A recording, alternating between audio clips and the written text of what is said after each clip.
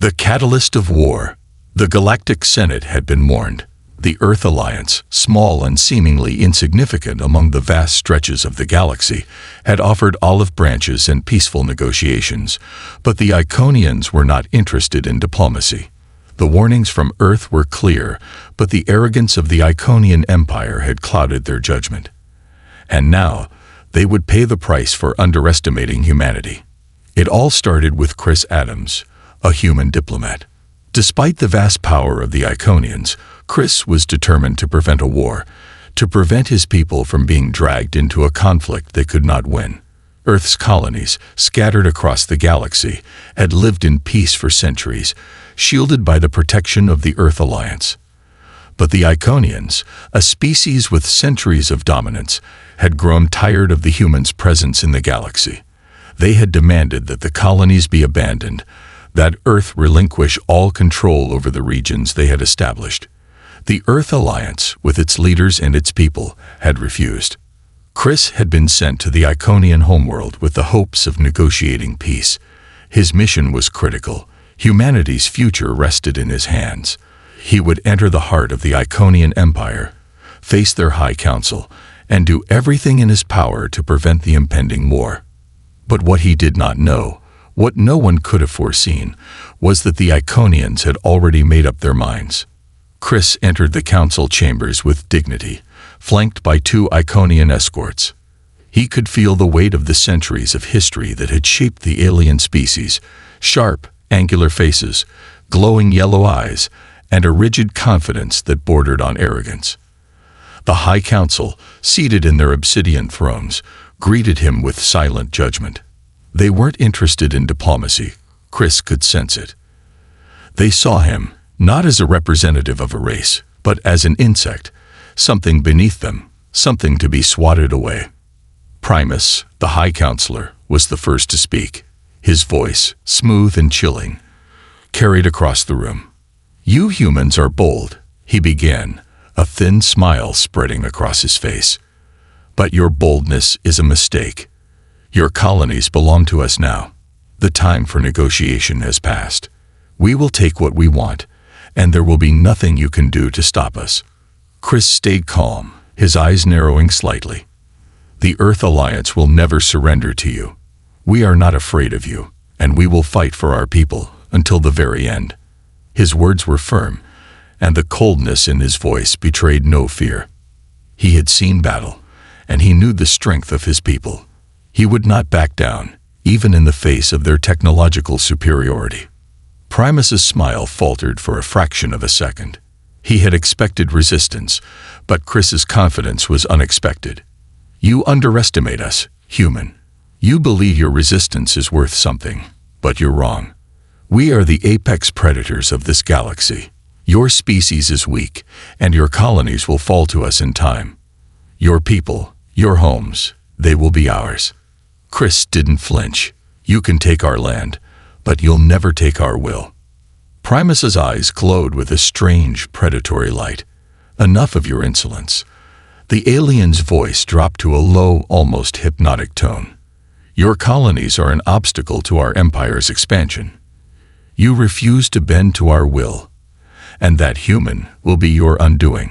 You will watch as we erase your pathetic existence." The air in the room grew thick with tension.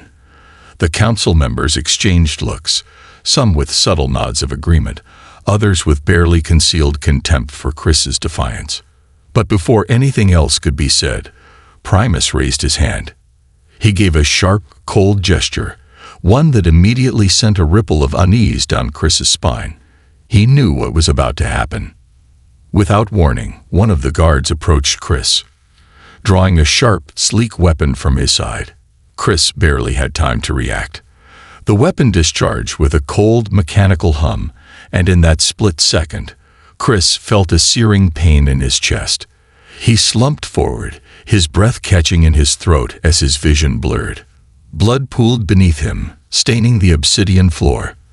The last thing he saw before his consciousness faded was the cold, smug smile on Primus's face. The room fell into a tense silence. Across the galaxy, on Earth's capital, The news of Chris Adams' murder sent shockwaves through the Earth Alliance. Chris was no ordinary diplomat. He was highly respected, trained in combat, and an integral part of Earth's defense strategy. The Iconians had just made the most catastrophic mistake in their entire existence. They had killed not only a man, they had killed humanity's last attempt at peace, and the consequences of that action would ripple out far beyond what they could possibly imagine. The video feed from the summit meeting, transmitted by the neural implant inside Chris's brain, broadcasted the chilling footage of his execution to every news channel, every social media platform. His final moments were captured in high definition for all to see. The human population, long accustomed to the peaceful coexistence with other species, watched in horror as the Iconians coldly ended the life of one of their own. The outrage was immediate, and it spread like wildfire. President Jonathan Michaels, a former soldier, stood grimly in front of the media. The press conference had been hastily arranged, but Michaels knew that the response could not wait. The entire nation, the entire Earth Alliance, was watching. They needed leadership. They needed strength.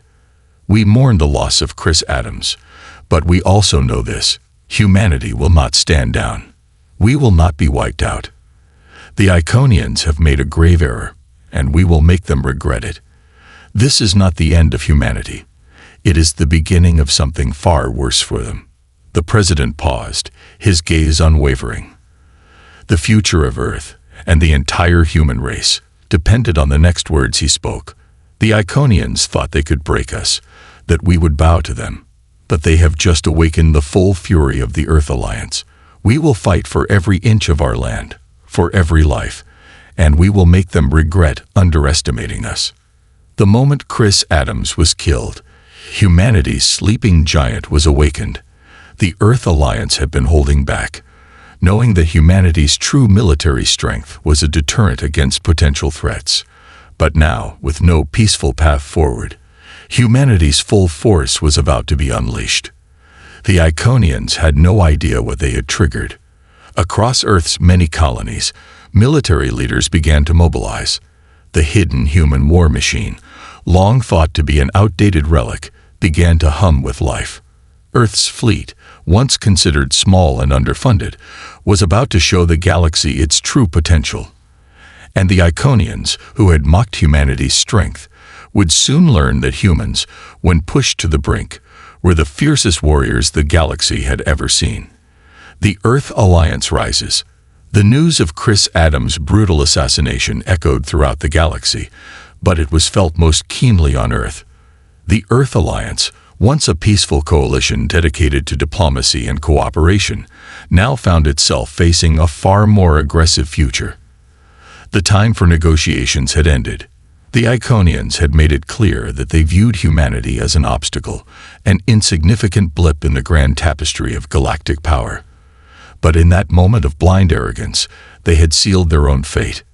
President Jonathan Michaels, his hand still gripping the sides of the podium, addressed the entire Earth Alliance from his war room, flanked by military generals and strategists. The conference room, usually reserved for matters of international policy and peaceful resolutions, now had a cold, militaristic air. Maps of Earth's colonies, once peaceful, now highlighted potential war zones. But Michaels was no longer just a president. He had become the leader of a species determined to defend its survival. His voice echoed across every screen in the Earth Alliance, broadcasted to homes and military installations alike. This is not just an attack on one of our own. This is an assault on our future.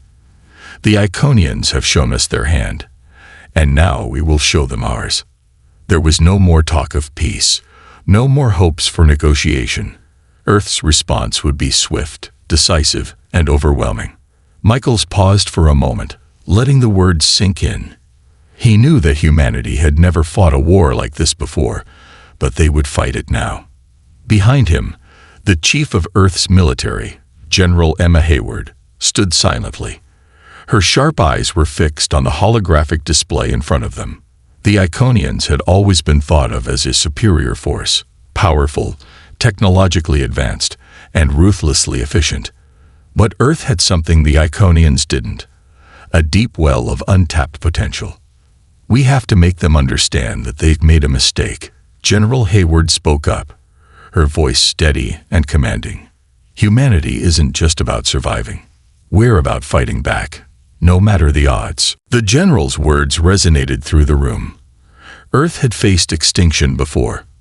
Earth had been brought to its knees by natural disasters, by wars, and by invaders.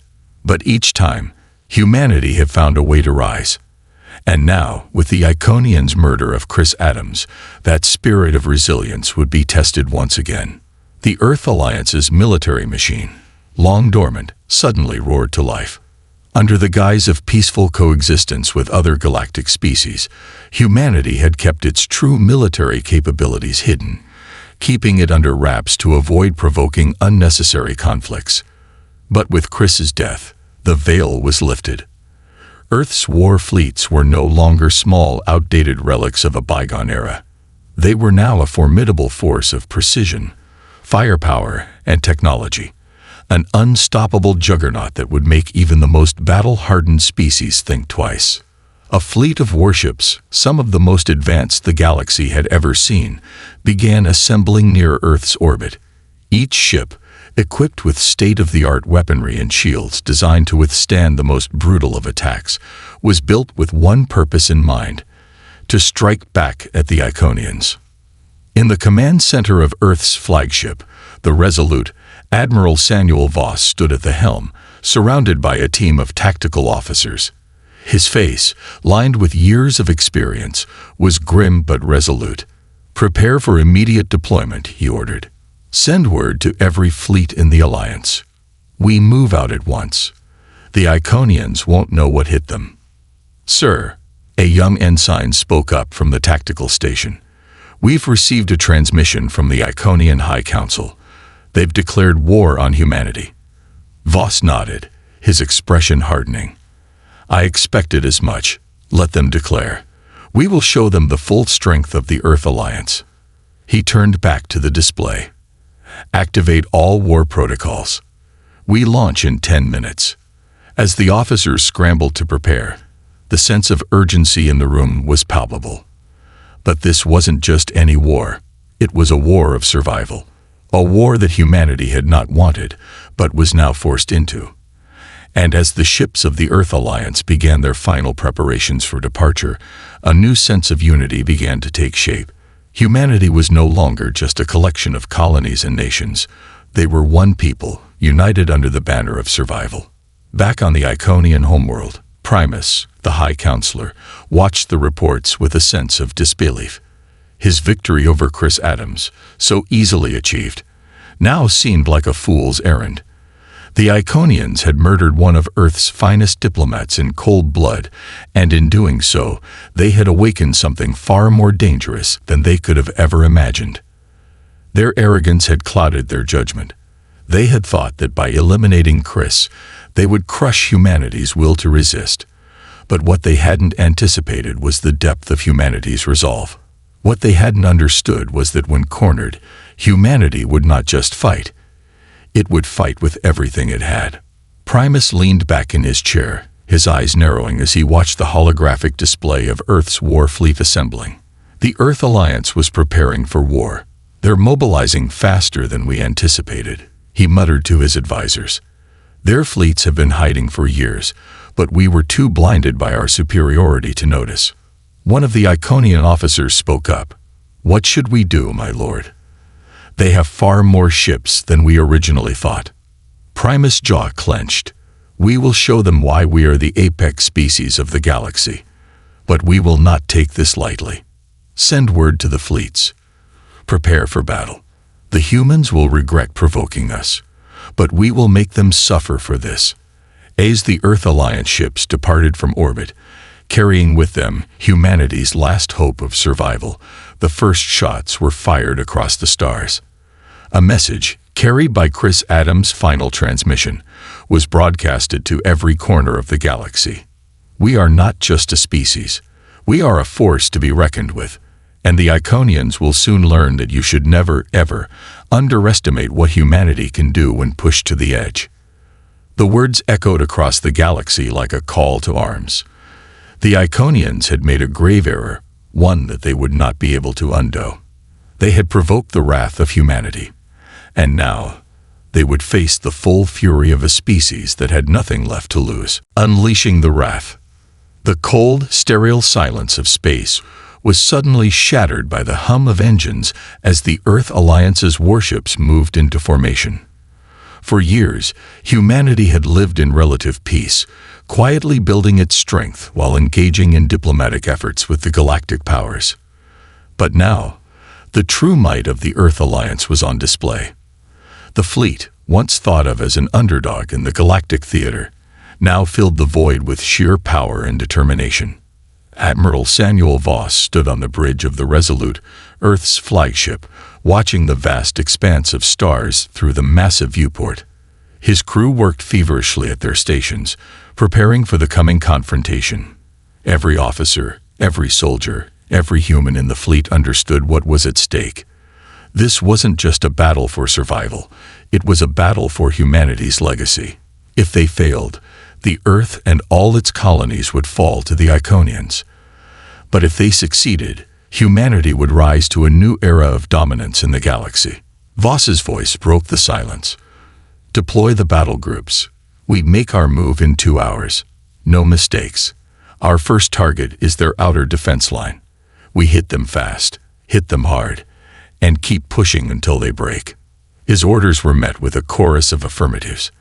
The vast ships of the Earth fleet, powered by engines capable of moving at faster than light speeds, slowly began to peel away from their formation, ready to strike. The ships had been designed with one purpose in mind: to fight, to win, and to defend humanity at all costs. Their weapon systems were built to decimate, and their shields were stronger than anything the Iconians had ever encountered. On the surface of Earth, the situation was equally dire.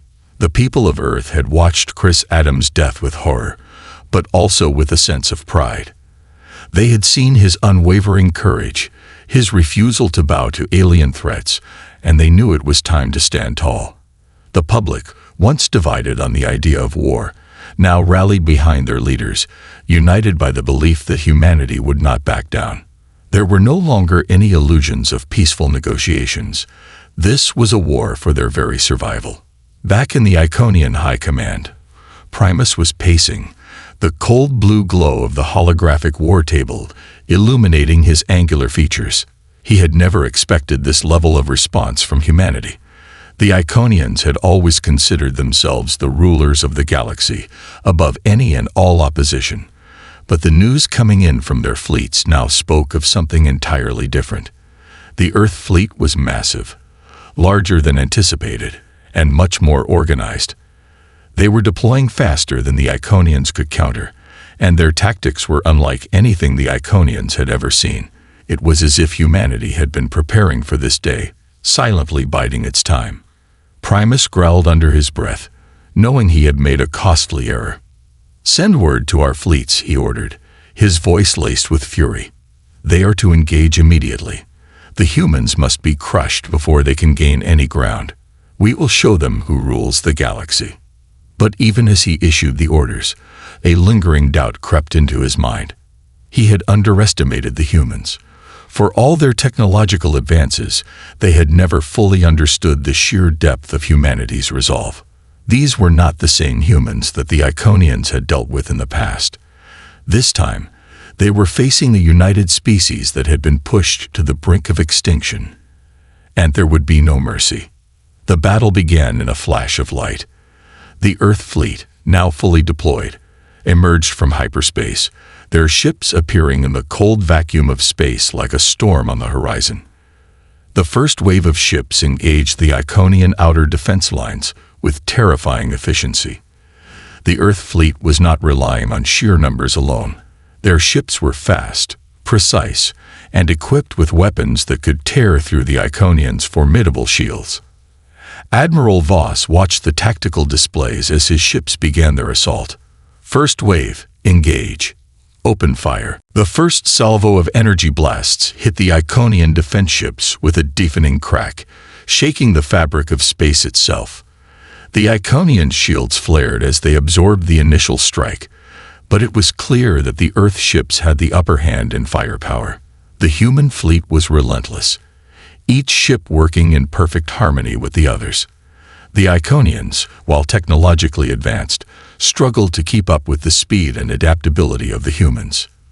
Voss clenched his fist. Maintain the pressure. Hit them where it hurts. They can't keep this up for long. The battle raged on for hours, the vast expanse of space becoming a chaotic battlefield. Explosions filled the void as Earth's weapon systems tore through the Iconian ships. The humans were relentless, firing with precision, taking out enemy vessels with expert timing.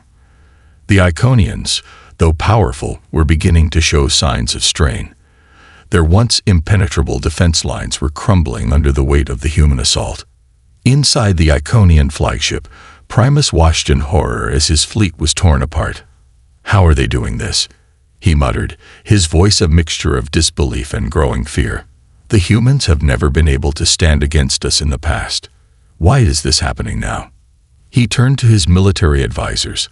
"Reinforcements, now. We need to push back the humans before they breach our command center." But the reinforcements came too late. The Earth fleet's attack was unyielding, and the Iconian defenses had been severely weakened. With a final, devastating strike, the Resolute, flagship of the Earth Alliance, tore through the heart of the Iconian defense fleet, destroying their command ship in a massive explosion that lit up the void of space. The remaining Iconian ships, now leaderless and demoralized, tried to regroup, but it was too late. The humans had broken their lines, and there was no retreat. Earth's forces had done the impossible. They had pushed back the might of the Iconian Empire, and they had done it with the strength and determination that only humanity could muster. Back on Earth, the people erupted in celebration. The battle had been brutal, but humanity had proven its strength. The Iconians had underestimated them, and now they would pay the price. President Jonathan Michaels stood before the press once more, this time with a grim but triumphant expression. "We have shown the galaxy that humanity will not be crushed. We will not be bullied. We will fight for our people, for our colonies, and for our future. The Iconians thought they could wipe us out, but now they know. Never underestimate humanity." His words were broadcast across the stars, reaching the ears of every species in the galaxy. The Earth Alliance had declared its place among the great powers of the galaxy, and the Iconians had learned the hard way that humans, when pushed to the brink, were a force that could not be ignored.